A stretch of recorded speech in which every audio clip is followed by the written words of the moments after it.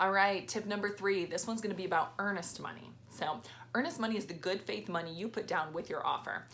Think of it as a deposit like you would if you're renting an apartment.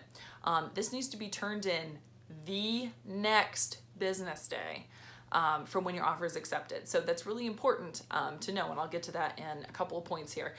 So if it's late Sunday night, that means Monday. If it's Friday night, that means Monday. Oftentimes this is turned in the form of a personal check, but sometimes it's required to be a cashier's check. That really just kind of depends on the brokerage that listed the property and what title company they're using. The contract reads that the suggested minimum is 1% of the purchase price. So if it's a $100,000 house, that means $1,000 would be the earnest money to put down.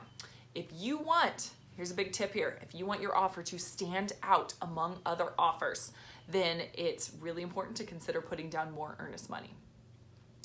Where does the earnest money go? When it gets turned in, it will be deposited into an escrow account and held there until closing.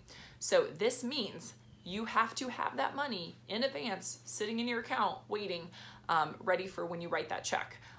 Because when we do decide on a house, usually it happens pretty quickly and you probably won't have time to move money into that account or move things around. So it's a good idea right now, decide after talking to your lender what your price range is on your house, the amount then that would be about 1% of that, set that aside, maybe a little bit more so we can show the seller how serious you are, into an account that you can write a check out of when we find that dream house of yours.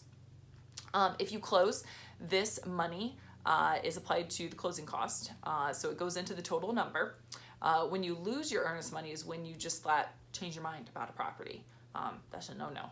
And if you do change your mind about purchasing a property after you've already gone under contract, there is a lot of other legal ramifications, significant ones, that you could run into. So we don't want to take your contract lightly at all, but that is how you could lose your earnest money. Now, if there's an issue when the seller breaks the terms of the contract, then you would get your earnest money back, returned to you, and we can discuss more in details when we meet what situations that could be.